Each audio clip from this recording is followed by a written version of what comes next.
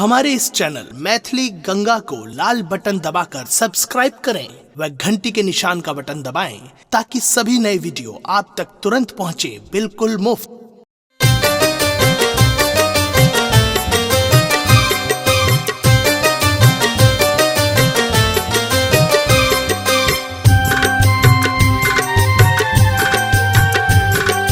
अपने सुन रही थी गंगा कैसेट की प्रस्तुति।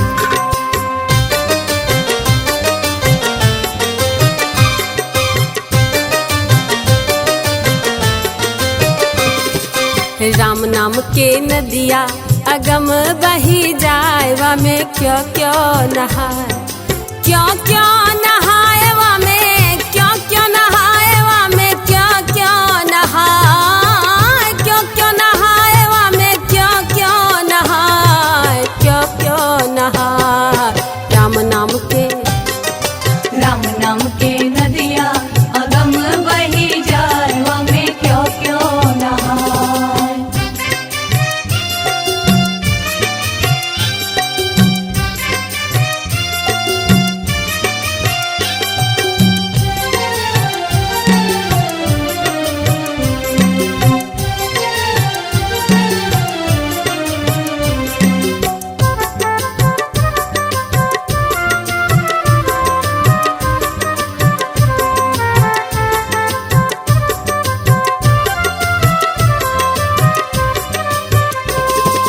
ब्रह्मा नहाय लियो विष्णु नहाय लियो, ब्रह्मा नहाय लियो विष्णु नहाय लियो, शंकर नहाय लियो, शंकर नहाय लियो, शंकर नहाय अपना डमरू बजाए क्यों क्यों नहाए। राम नाम के नदिया अगम बही जाए वा में क्यों क्यों नहाए।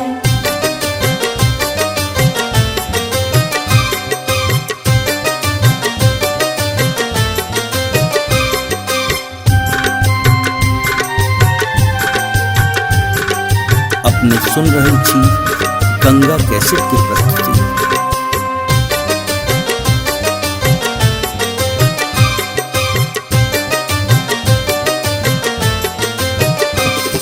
अहिल्या नहाय अनसुईया नहाय लियो,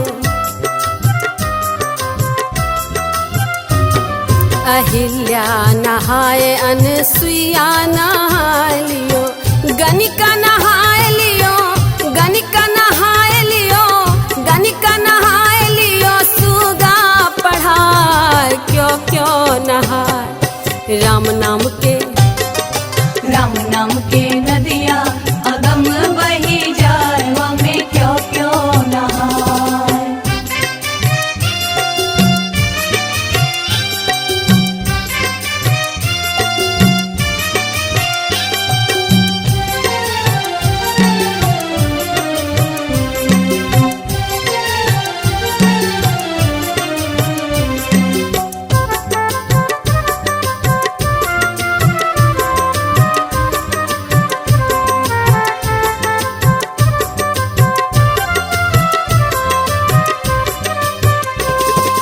हनुमत नहाय प्रहलादो नहाय लियो,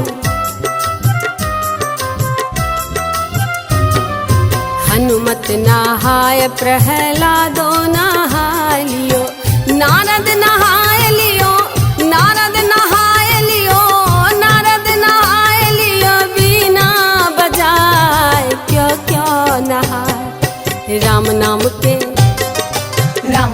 के नदिया अगम बही जाए वा में क्यों क्यों नहाए, क्यों क्यों नहाए वा में क्यों क्यों नहाए वा में क्यों क्यों नहाए, क्यों क्यों नहाए वा में क्यों क्यों नहाए, क्यों क्यों नहाए।